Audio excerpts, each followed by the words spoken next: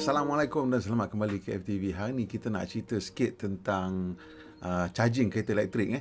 Jadi ramai juga orang yang tanya sama ada kita punya grid ni boleh bertahan ke tidak kalau kita banyak kereta elektrik. Jadi saya dah tanya soalan ni kepada TNB lah. Lama juga saya tanya soalan ni dan sekarang ni dia orang dah dapat datang balik dengan jawapan lah. Jadi soalan pertama yang kita tanya ialah adakah grid Malaysia, ini boleh tengok kan soalan-soalan jawapan-jawapan ni dan adakah grid Malaysia ni orang betul orang kata tak boleh bertahan kalau kita transport sektor kita ni berganjak ke elektrik. Jadi jawapan dia ialah the current Malaysian electricity supply is in healthy reserves. Dan kita reserve dia banyak, jadi ia boleh tahan dengan peningkatan jumlah EV pada jalan raya. Jadi saya tanya apakah kita punya current install capacity including all peaker plants. Install capacity kita ialah berada pada 25,997.42 megawatt. Ni maksudnya hampir 26 gigawatts lah. 26 gigawatt ataupun 26 billion watt. Untuk tahun 2021, what is our peak level power consumption? Saya tanya untuk tahun 2021 kita punya peak power consumption berapa? Dia kata untuk tahun 2021 peak power consumption ataupun maximum demand dirakamkan pada tahap 18,585 megawatt ataupun 8.5 gigawatt pada 13 Oktober 2021 pada pukul 4.30 petang. Dia kata kemudian saya tanya apa dia tahap demand masa off peak pula kan, based on our reference off peak period from 10 AM to 8 AM. Maksudnya daripada 10 malam sampai 8 pagi dikira time off peak lah, masa demand berkurangan. Untuk tahun 2021 sampai 1 November, power demand during off peak period range from 10 hingga 17 gigawatt. Tak penting, kita akan tengok dia punya carta dia dan kita akan nampak. Kemudian saya tanya what is TNB punya minimum capacity. The system demand ranges from 13 kepada 18. So dia punya tak tahulah, mungkin dia punya minimum dia lebih kurang 13 lah, rolling capacity dia, tapi saya tak dapat nak bagi jawapan dengan jelas. Saya jawapan dia macam saya pun tak faham. Dia kata can you share our power usage and generation graph 24 jam. So dia bagi ni contoh graph lah, graph untuk 1 November. Ni senang je saya nak tunjuk. So dia kata off peak daripada pukul 10 lebih kurang kat sini, masa dia dip ni, sampailah ke pukul 8 pagi. Kita tengok lebih kurang kat sini lah. So daripada peak, kita punya peak ialah dekat dengan 18 gigawatt. So this is the peak yang kita ada. So masa peak ni katalah dia orang generate 19 lah. Katalah dia orang generate 19, just nak bagi some headroom, takut dia ada apa-apa tiba-tiba power spike ke apa ke, dia tak sebabkan blackout lah. So katalah dia orang generate extra 1 gigawatt lah, just as a headroom buffer. Tapi kita assume kita akan pakai sampai 18 je. Dan kita assume dia punya bawah dia ni 15 lah. Kamu-kamu nak bagi senang tengok lah. Kalau kita ambil 14 pun boleh. 14 kalau kita tengok mungkin boleh lah 14. So daripada 14 sampai 18 ni tak ada, ni masa ni dia orang boleh generate power ni and still ada balance. Kita tadi kita punya install capacity 26. So kalau kita generate sampai 19, ada lagi balance 7 gigawatt yang tak langsung tak pakai lagi ni kan. So tak apalah, kita assume sekarang ni kalau kita nak tengok kereta elektrik ni, waktu peak dengan off peak ni dia orang maintain kat sini sebab kata kita nak pakai masa nak charging. Dan katalah TNB letak charging waktu off peak ni bagi murah sikit, jadi ramai orang charging masa off peak. Jadi kita tengok daripada 18 ni, kalau kita turun sampai 14 ni, kita assume lah 18 sampai 14 ada 4 gigawatt.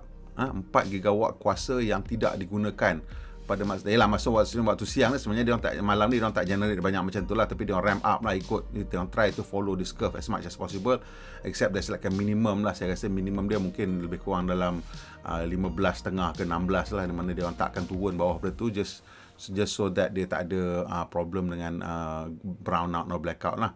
So katalah kita ada daripada 14 sampai 18 ni kita boleh pakai untuk generate electricity. Jadi sini ada 4 gigawatts selama daripada pukul 10 sampai pukul 8. Maksudnya tu 10 jam tu. 10 jam Jadi 10 jam, katalah kita assume untuk 10 jam tu, kalau kata kita pakai charging yang paling slow lah kat rumah, 7 kilowatt. Kita pakai yang tu agak okey lah, pasal untuk 7 kilowatt tu kalau you ada bateri 50 kilowatt hour pun dalam 8 jam dah settle lah kan. You plug malam pukul 10, pukul 6 pagi tu dia dah habis fully charge lah. Katalah kita assume 7 lah kebanyakan kita akan pakai 7. Jadi kita tengok kita ada 4 gigawatt. 4 billion watt kita bagi dengan 7 kilowatt. Jadi kita boleh charge setiap hari 571,428 kereta tanpa even going beyond what is the current maximum yang kita pakai. Ni belum lagi campur the additional the full install capacity at 26 tu, tak kira situ lagi. Kita kira sekarang ni kat sini je kita boleh charge sebanyak 571. Bayangkan So kalau katalah kita tengok daripada 14 pergi ke 24 lah, kita kata je bagi ada lagi extra 2 for buffer, 10 pula. Kalau kita ada gunakan maksimum tu 10 gigawatt, kita bagi dengan 7 kilowatt tadi. Kenapa saya kata 1.428 juta kereta kita boleh charge setiap hari tanpa perlu tambah anything additional install capacity. Sekarang ni kat Malaysia ada dalam 500 kereta je elektrik. Nak capai 1.4 juta tu saya tak tahulah, mungkin sampai 2020, 2030 ke baru nak sampai angka banyak macam tu Sebab kalau kata kita dah boleh jual 50% kereta elektrik pun baru 300,000. So nak capai angka tu pun makan 4-5 tahun juga kalau add 300,000. But I don't know bila kita nak sampai 50% lah. Mungkin by 2030 baru kita cecah 50% sale, ataupun mungkin sebelum itu. Jadi untuk mereka-mereka yang bertanya tentang bekalan elektrik sama ada kita boleh ataupun tak boleh menanggung kereta, jawapan je inilah dia. Dan kalau kita assume pula kereta elektrik ni, katalah kita hanya perlu charge 2 kali seminggu. Most people akan charge 2 kali seminggu. Kalau pasal bateri dia mungkin dalam 50 kilowatt tu, so mungkin boleh bertahan 2-3 hari lah. So boleh charge 2 kali seminggu. So kalau kita charge 2 kali seminggu, maksudnya dalam 1 minggu ada 7 hari. So kalau kita tengok di sini, maksudnya ada 3 juta kereta lebih, hampir 4.5 juta kereta kita boleh tanggung sebenarnya. Pasal kita tak charge hari-hari Dan kalau katalah kita tengok yang tadi yang sikit tu daripada 18 sampai 14, so ada 4 gigawatt saja. Kalau 4 gigawatt kita bagi dengan 700 lagi, 7 kilowatt, 7,000. So kita boleh tampung 571,428 kereta. Kalau yang kita assume juga lagi, kita perlukan charge 2 kali seminggu. Jadi kita kali 3 yang ni, 3 lebih lah sebenarnya pasal ada lagi sehari lebih kan, tapi tak apa, kita bagi 3 je. Kita dapat dalam 1.5, almost 1.8 million, 1.7 million lebih kereta yang kita boleh charge tanpa melebihi 18 gigawatt ni. Jadi kalau kita bayangkan, katalah ramai orang pakai kereta yang bateri besar. Jadi bateri besar maksudnya mungkin hanya perlu charge seminggu sekali. Kalau seminggu sekali 3.5 juta kereta kita boleh charge. Jadi itu ialah satu angka yang agak besar lah untuk sekarang ni kan. So let's assume that it's just at 10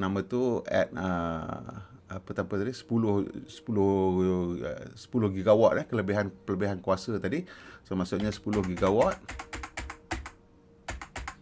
bagi dengan 7,000 tadi, 1.4 juta kereta kali 3 ialah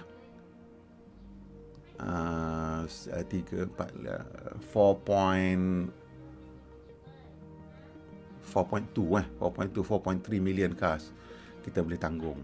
4.3 million cars kita boleh tanggung dengan keadaan bekalan jana kuasa yang kita ada sekarang. Jadi kalau kita siapa-siapa lah yang risau tentang apa yang diperlukan, tak payah risaulah. Jadi saya tanya lagi lah, ni itu saya punya pendapat. Jadi saya tanya lagi, how much additional capacity do we need to cope with the transition? Dia kata berdasarkan kepada angka jualan projection ataupun anggaran angka jualan kereta elektrik sekarang ni, katalah pada tahun 2030 angka jualan 753,000 dan kalau banding dengan, kalau kita katakan dia punya penetration rate lah 20%, iaitu 150,000 BEV, jumlah 100 yang ada pada tahun 2030 ialah 814,000 BEV. Dan kalau kata kita linear increase to 50% penetration rate, i.e. 377,000 new BEV car sold, by 2050 ada total 3.7 million BEV. Kita derive additional peak demand due to this additional EV. Jadi kita tengok dengan additional capacity yang mungkin diperlukan daripada analisa, dia katakan kita akan memerlukan additional 300 megawatt by 2030 dan additional 3.8 gigawatt by 2050 to meet the minimum reserve margin requirement. So by 2030 kita kena tambah 300 megawatt je, 0.3 gigawatt daripada apa yang kita ada sekarang, dan by 2050 kita kena tambah 3.8 gigawatt. Dia ni assuming that life kereta ni boleh bertahan selama 11 tahun. Jadi dia increase peningkatan keperluan kuasa ni memang dimasukkan dalam dia punya sistem planning dan dia actually Suruhanjaya Tenaga akan merancang lah semua kapasiti ni dan dia akan beritahulah apa yang perlulah kan. Dan cost tu dia bergantung lah kepada apa teknologi yang available dan that sort of thing lah kan. Any additional generating cost as a result of high demand will be levelized in the tariff and passed on to the customer. So kalau kata cost masa tu untuk generate power tu lebih tinggi, rate akan naik lah. Tapi seperti yang kita faham sekarang, cost untuk solar makin menurun kan, kita dengar jawapan dia. Terus saya tanya lagi, does the grid itself need any sort of wide-scale systemic change to cope with the transition? What would the estimated cost be? So dia kata, buat masa sekarang ni jumlah kereta elektrik adalah tak menentu lah. Dan TNB sedang memang bekerjasama lah dengan regulators nak tengok demand pattern untuk kereta elektrik. Jadi tak boleh nak respon pada masa ni. Betul, saya kata memang tak boleh nak respon, fair. Sebab jumlah kereta elektrik tu kecil sangat. Kita tengok kalau kata kita optimistik pun macam saya cakap tadi lah, tahun 2030 tu mungkin ada dalam, tak tahulah, nak kata ada sampai 1 juta tu pun susah jugalah kan. Tak boleh nak cakap sekarang lah. Kemungkinan boleh, saya rasa boleh. Tahun 2030 tu kita dah dapat at least 50% lah, ataupun 300,000 setahun kita boleh jual. But it takes sampai situ, nombor nak dah sampai ke 300,000 setahun. Jadi total number of vehicle on the road mungkin like 1 million aja. Jadi kalau saya tanya pula, what is the breakdown of current source of electricity? Jadi dia tunjuk kat sini secara jelas, 59.1% larang batu, 34.1% gas, distillate 0.1, ni mungkin diesel ataupun apalah, oil tak pakai langsung, hydro kita 5.8 dan solar 0.9. Jadi saya tanya lagi, some experts say that solar and wind is now the cheapest form of electricity generation, dan sekali dengan grid battery dia boleh take over lah kebanyakan keperluan kuasa. So saya tanya, apakah keadaan kita di Malaysia ni, berapa banyak kita gunakan solar. Jadi dia kata solar and wind and standalone basis memang dia kata has been demonstrating reducing levelized cost of electricity in these few years. Dia kata memang solar dengan wind adalah boleh menurunkan the cost of electricity lah. Both has registered LCOE lower than fossil options lately. Tengok dia kata solar and wind memang lebih murah dari segi cost generation bila kita tengok daripada sekarang lah. When combined with storage option, lithium ion lah katakan, maksudnya pasal solar dengan angin ni dia tak menentu, kadang-kadang ada, kadang tak ada. Macam solar of course malam tak ada, angin kadang bila dia ada, dia tak ada lah kan. Jadi untuk generation ni kena ada storage option lah kan. In certain case it will double when compared to the standalone LCOE. So dia kata kalau campur dengan bateri dalam kes-kes tertentu mungkin double cost dia daripada cost generation of guna conventional method lah. Tu dia kata, however, the intermittency of solar and wind resources will pose a slight disadvantage from security of supply point of view. As a result, for a grid system to be totally dependent only on solar and resources without any storage, tak boleh. Memang tak boleh. Kalau tak ada storage, memang tak boleh. Ini semua orang pun setuju. Untuk pakai solar dan angin mesti kena ada bateri grid wide storage. Jadi untuk grid wide storage dia kata cost tu belum turun dengan cantik lagi lah. Tapi saya rasa cost ni makin cepat menurun lah, pasal bila cost bateri secara keseluruhan menurun laju dan cost storage juga akan menurun. Tapi kita kena tengok lah ni apa yang akan berlaku dalam masa terdekat ni. Sebab apa? Untuk grid bateri ni kadang-kadang dia orang tak payah pakai bateri baru, tak payah pakai brand new bateri, boleh pakai recycle daripada kereta. So kereta tu menjadi sebagai first use, kemudian lepas tu dia transfer turun ke grid bateri. So by the time katalah dalam masa 10 tahun kereta tu pakai, lepas tu dah tahun ke-10 tu mungkin dah banyak nak kena recycle, yang accident, damage apa semua. So kereta je boleh dapatkan sufficient supply untuk grid bateri. Itu satu possibility lah. So dia kata berapa banyak elektrik, sekarang ni ada 430 megawatt solar kan. So dia orang nak ni yang dah dikeluarkan lah, yang dah macam pajak lah bagi 500 megawatt sudah settle. Ni hampir lagi campur dengan yang ni. Satunya dah 1 gigawatt lah lebih kurang. Kemudian 300 lagi dia tambah ni. So ada 1.3 gigawatt yang dah diumumkan, dan dia tunjuk pula ni data dah, maklumat tentang apa yang dah berjalan sekarang. So dia kata capacity awarded is 1.6 gigawatt. Operational capacity 874 megawatt. So banyak jugalah, 0.874 gigawatt Dan in progress is 759. So yang dah install daripada apa yang sudah diumumkan lebih kurang 54% lah. Dan dia kata yang ni awarded ni tak campur dengan stage phase 4 LSS 4 1 gigawatt lagi ya. Jadi kalau campur dengan tu total dia akan 2.6 gigawatt. Moving forward, we do expect more solar quota to be made available. Obviously, additional investment will also be required on the grid side to manage the intermittency issue. So memang betul, solar ni bila hari dia penuh cantik, benda-benda lain tak payah jalan pun. Semua stesen Janoka Salim boleh tak payah jalan pun tak apa. Tapi kadang-kadang dia tak ada, bila dia tak ada masalah malam dia tak ada, so memang kena ada bateri. Jadi dia kata, sejujurnya saya tanya, pasal ada orang kata solar kat Malaysia ni tak sesuai. Sebab apa tak sesuai? Pasal kat Rusia apa ada orang buat kan? Jadi jawapan ni lah, solar ni memang viable option untuk macam negara tropika macam Malaysia ni lah. Cuma isu dia ialah dia intermittent lah, dia tak ada sepanjang masa, sepanjang hari hydro juga viable option lah kan. So dia kata cuma hydro ni setengah orang, setengah negara kata kalau mini hydro saja renewable resource ataupun sumber boleh ganti. Tapi kalau large hydro dia tak kira, kita kira semua sekali lah kan. So dia kata, saya tanya lagi, if Malaysia not suitable for solar ni kan, macam mana? Russia dia kata solar generation ni dia kata memerlukan sinaran bukan haba. Jadi dekat negara Eropah, walaupun dia punya sinaran dia mungkin kurang kan, tapi dia suhu dia sejuk. Jadi bila suhu tu sejuk, kecekapan solar panel tu tinggi kan, dia kata. Jadi untuk di tropical climate ni memang cantik dia punya sinaran dia, tapi juga datang dengan haba yang tinggi suhu yang tinggi. Jadi dia punya kecekapan sistem tu rendah sikit.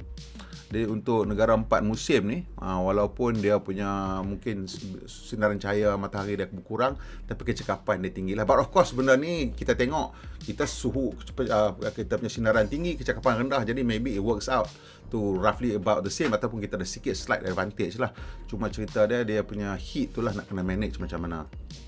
So dia kata the desert region, kawasan gurun di Timur Tengah, India, China memang tinggi dia punya sinaran dia, tapi efisiensi dia lowest sebab panas. So dia cerita dia macam tu lah. So dia kata, saya tanya lagi, will TNB be a player in recharging? Dia kata EV recharging business open to all. TNB juga akan memberikan perkhidmatan untuk charge point operator, charge point operator. Tapi kita punya fokus utama TNB ialah memastikan grid bersedia untuk charging point ni semua. If electric car trend accelerate, how quickly can TNB roll out charging station? Dia kata jumlah sekarang ni tahun 2022 jualan mungkin dalam 1000 unit. Jadi dia kata banyak ni orang akan guna kat rumah lah, charging kat rumah lah kan. Jadi kita rasa peningkatan charge point, public charge point ni akan kecil lah, minimal lah kan. So saya tanya lagi, possible ke apartment kondo nak install private recharging terminal? Dia kata memang boleh, tapi kena dapat kelulusan Joint Management Board, yang Resident Association dan juga penguasa tempatan lah. Parking lot ni boleh pasang dengan charging bay. Baik ni ada charging point. TNB tak kisah, boleh pasang dia kata. Cuma bagi tahulah dia akan pastikan boleh pasang, cukup tenaga dan sebagainya. Untuk landed property dia kata, saya tanya boleh dapat tak meter tambahan? Dia kata sekarang ni 1 meter tak perlu. Dia kata tak perlulah nak tambah meter. So itu dia jawapan daripada TNB. Saya rasa jawapan-jawapan dia semua cukup bagus lah. Saya sangat gembira dengan jawapan-jawapan yang diberikan, terutama sekali tentang solar ni. Memang banyak nampaknya kita sedang usaha. Sekarang ni kita dah luluskan 2.6 gigawatt solar. Dan kita tengok bila kita akan capai tahap tersebut lah. Dia untuk 2.6 gigawatt solar, saya saja nak tunjuk tengok lah. 2.6 gigawatt solar. Jadi kalau yang ini kita bagikan dengan 7,000 tadi lah, 7 kilowatt tadi Maksudnya solar je boleh generate electricity cukup. Itu kalau yang 2.6 tadi lah penuh 371,428 380 lah kira. Jadi that's kalau kata-kata bagi kali 3 1.2 million cars kita boleh charge gunakan solar. So once benda tu sampai tahap tu kita boleh charge sampai 1.2 million cars lah. Tapi kalau kita tengok sekarang pun dah ada install pun 874 megawatt lah. So kalau kita tengok 874 542 megawatt.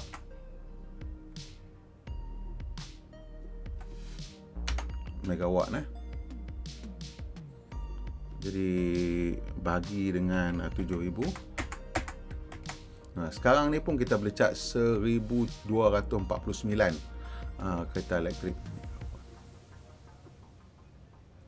Betul lah kan? 874 juta 874 megawatt 542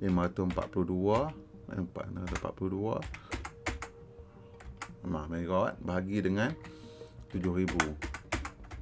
Kita boleh charge dengan yang electricity yang ada, yang solar sekarang, kita boleh charge 124,934 kereta, 125,000 cars lah. Kalau kita kali 3 yang itu ialah 375,000 kereta kita boleh charge. Sekarang existing yang dah install.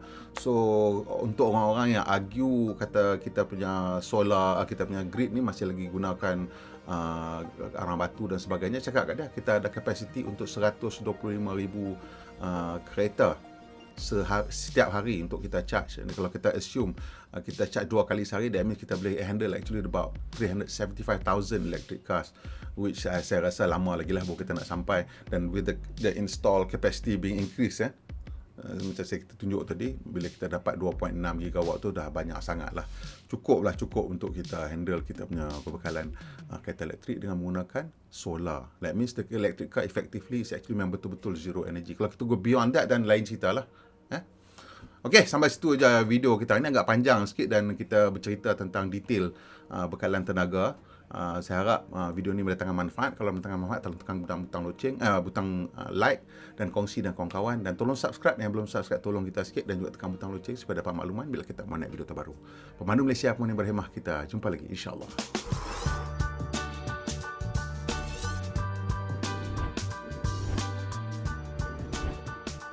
Puteri, tengah tengok apa tu? Ayah, apa energi transition ni ayah? Oh, dalam bahasa Melayu maksudnya peralihan tenaga. Mari terangkan. Puteri tahu kan, tenaga elektrik di rumah kita selama ni datang daripada stesen jana kuasa yang menggunakan bahan api fosil seperti gas asli dan arang batu. Tahu ayah. Cuba bayangkan, satu dunia gunakan sumber ni. Lama-lama boleh habis tau. Sumber-sumber ni juga jika tidak dikawal boleh memberi impak terhadap alam sekitar.